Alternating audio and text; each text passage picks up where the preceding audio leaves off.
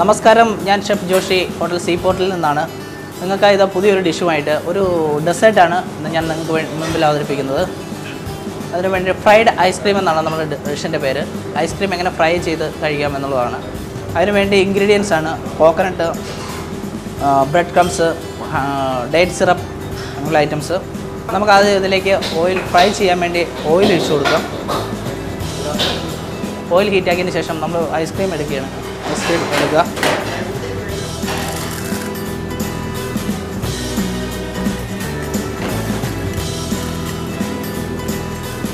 ഇതിലേക്ക് അല്പം coconut add ചെയ്യാം. ശരിക്കും സീരിയൽസും കോക്കനട്ടും നമ്മളിതിൽ അപ്ലൈ ചെയ്ത് കഴിഞ്ഞു. അടുത്ത് ബ്രെഡ് ക്രംസ് ആണ്.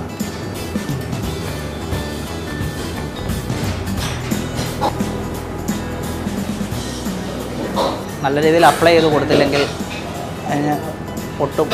ഓയിൽ നല്ല ഹീറ്റായതിന് ശേഷം മാത്രമേ നമുക്കതിലേക്ക് ഇടാൻ പറ്റത്തുള്ളൂ. ഓൾമോസ്റ്റ് ഓയിൽ നന്നായിട്ട് ഹീറ്റായിരിക്കുകയാണ്. ഇതിൽ ഞാൻ മെയിനായിട്ട് ഉപയോഗിച്ചിരിക്കുന്ന സാധനം എന്ന് പറയുന്നത് കോൺഫ്ലെക്സ് ആണ്. കോൺഫ്ലെക്സ് ബ്രേക്ക്ഫാസ്റ്റിലൊക്കെ സീരിയൽസ് ആയിട്ട് വരുന്നൊരു സാധനമാണ്. അത് മാർക്കറ്റിൽ അവൈലബിൾ ആയ ഒരു സാധനമാണ്. അതുപോലെ നെക്സ്റ്റ് തേങ്ങ, കോക്കനട്ട് ചിരണ്ടുക, അത് അതിലേക്ക് ആഡ് ചെയ്യുക.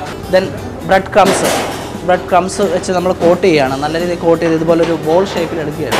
ഇത് നമ്മൾ ഓയിലിലേക്ക് ഇടുകയാണ്. നല്ല ചൂടായി കിടക്കുന്ന ഓയിലിലേക്ക് ഇടുകയാണ്. ഓയിലിൽ കിടന്ന് ഫ്രൈ ചെയ്യുന്നതാണ് കാണുന്നത്.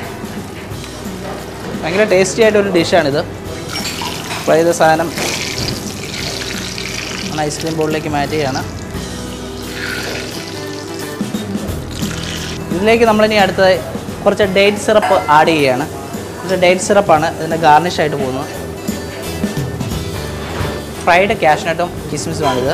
കുറച്ച് ഫ്രൈഡ് കാഷ്നട്ട് ഇതിലേക്ക് അപ്ലൈ ചെയ്യാം. ഇന്നത്തെ എപ്പിസോഡിലെ ഫ്രൈഡ് ഐസ്ക്രീം എന്ന് പറഞ്ഞ ഡിഷ് നമുക്ക് തയ്യാറായിരിക്കുകയാണ്. ഇതൊരു വളരെ ഫേമസ് ആയ ഒരു ഡിഷാണ്. ഇത് ഹോട്ടൽ സീ പോർട്ടിൻ്റെ ഒരു മെയിൻ ഐറ്റം കൂടിയാണ്. ഇത് എല്ലാവരും വീഡിയോയിൽ ട്രൈ ചെയ്ത് നോക്കുക.